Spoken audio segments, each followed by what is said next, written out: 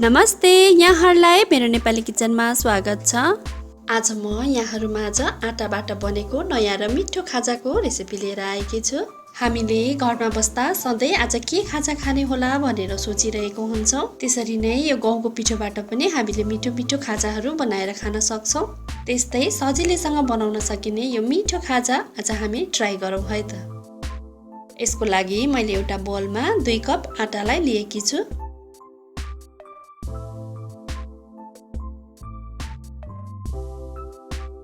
म यसमा थोरै मात्रामा ज्वानोलाई पनि राख्दैछु। ज्वानोले हाम्रो यो खाजाको स्वाद एकदमै मिठो बनाउँछ। अब यो पिठोमा स्वादअनुसार नुनलाई पनि राख्नुपर्छ र यसमा 2 चिया चम्चा तेललाई पनि मैले यहाँ राखेँ। अब यो पिठोलाई हामीले 1 मिनेट जति हातले यसरी नै माड्नुपर्छ। र अब चाहिँ यसमा हामीले अलिअलि गर्दै पानी राख्दै यसको डो तयार गर्नुपर्छ।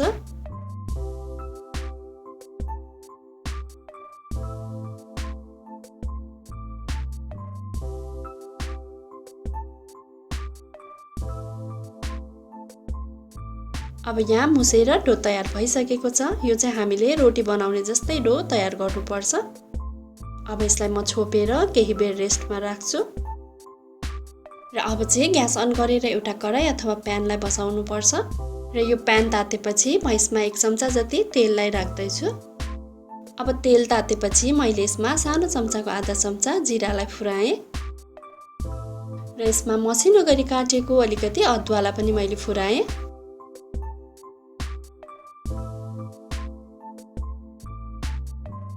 अब अदुवा एकैछिन फ्राई भइसकेपछि म यसमा एउटा मसिनो गरी काटेको प्याजलाई पनि राख्दैछु।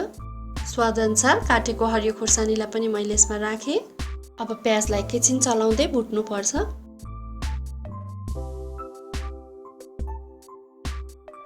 र प्याज खरिएपछि मैले यसमा आधा चम्चा बेसारलाई पनि राखेँ र यसमा मैले 3-4 वटा उसिनेर म्यास गरेको आलुलाई पनि राखेँ। अब यसलाई एकपटक राम्रोसँग चलाउनु पर्छ।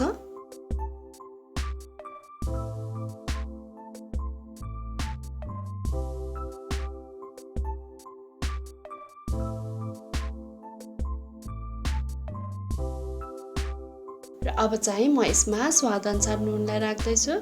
यसरी नै आधा चम्चा चाट मसला, आधा चम्चा जिरा धनियाँको धुलो र आधा चम्चा कश्मिरी खोर्सानीको धुलोलाई पनि मैले यहाँ राखेँ।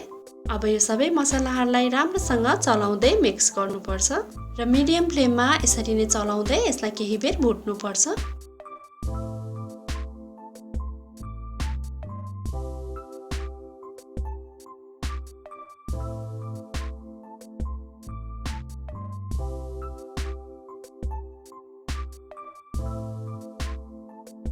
र अब चाहिँ हाम्रो यो फिलिङ पाकेर तयार भइसकेको छ। म ग्यासको फ्लेम अफ गर्दैछु र यसलाई अब केही बेर यतिकै सेलाउन राख्नुपर्छ। र अब चाहिँ अघि हामीले छोपेर राखेको पिठो पनि रेस्ट भइसकेको छ। अब यसमा अलिकति पिठो छर्केर यसलाई एकपटक राम्रोसँग मिच्नुपर्छ।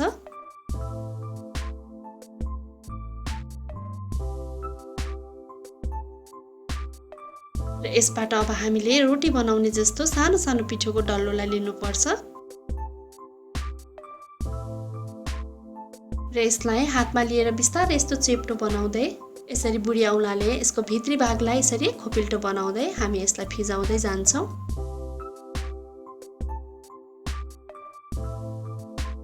हामीले आलु परोठा बनाउँदा फिलिङ गरिने जस्तै गरेर हामीले यसरी फिलिङ गर्न सक्छौँ।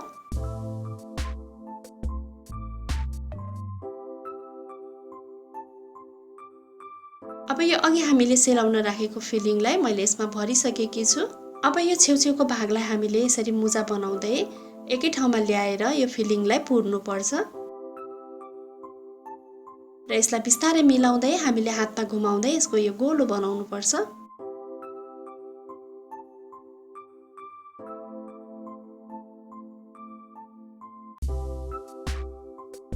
र अब अलिकति आटा अथवा मैदाको पिठोलाई यसरी छर्किनुपर्छ र यसको माथि यसलाई राखेर हामीले बिस्तारै औँलाले दबाउँदै यसलाई फिजाउँदै जानुपर्छ।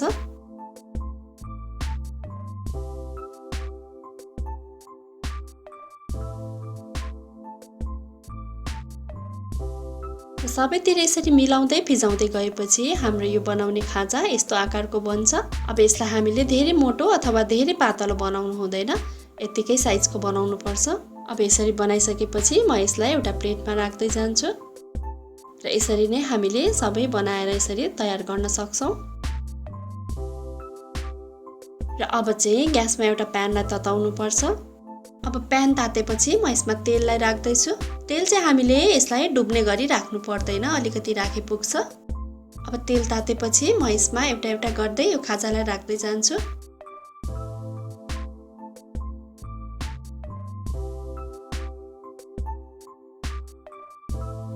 र तेलमा जति अट्छ हजुरहरूले पनि त्यति नै राख्न सक्नुहुनेछ। र अब यसलाई हामीले मिडियम टु लो फ्लेममा पकाउनु पर्छ। र एकैछिन पकाएपछि एकापट्टि यसरी रातो भएर पाकिसकेपछि हामीले यसलाई अर्कोपट्टि फर्काउनु पर्छ।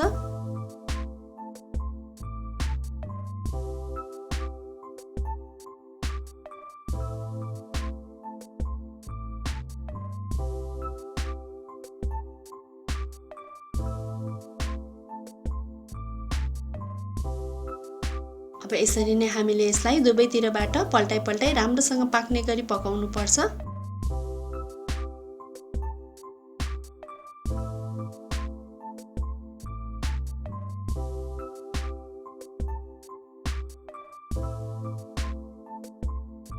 अब चाहिँ हाम्रो यो खाजा पाकिसकेको छ। यसलाई म एउटा एउटा गर्दै तेलबाट बाहिर निकाल्दै छु। अब यसलाई म पेपर टावलको माथि राख्दै छु। यसमा रहेको एक्स्ट्रा तेल पनि यो पेपर टावलमा सोसिन्छ। अब यसरी नै हामीले सबै खाजालाई बनाएर तयार गर्दै जाने।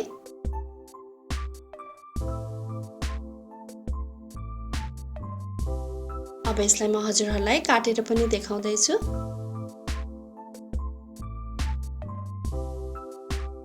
हेर्न सक्नुहुनेछ यो भित्रैसम्म एकदमै राम्रोसँग पाकेको छ।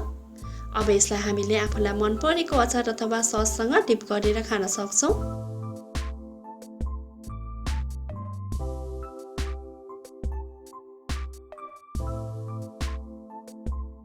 र हजुरहरूले पनि यसरी नै घरमा आटा र आलुबाट बनेको यो नयाँ र मिठो खाजा अवश्य पनि बनाएर ट्राई गर्नुहोला र यसको स्वाद एकदमै मिठो हुनेछ।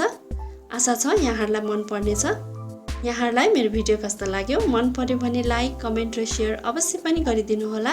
यहाँहरूले मेरो नेपाली किचनको फेसबुक पेज र इन्स्टाग्राममा पनि मलाई फलो गरिदिनु होला। यदि च्यानललाई सब्स्क्राइब गर्नुभएको छैन भने सब्स्क्राइब गरेपछि छेउमा रहेको बेल आइकनलाई अवश्य क्लिक गरिदिनु होला। यसले गर्दा मेरो नयाँ भिडियोहरूको नोटिफिकेसन यहाँहरूमाझ सजिलै आउने गर्छ। हवस् त, यहाँहरूको दिन सुखमय रहोस्। धन्यवाद।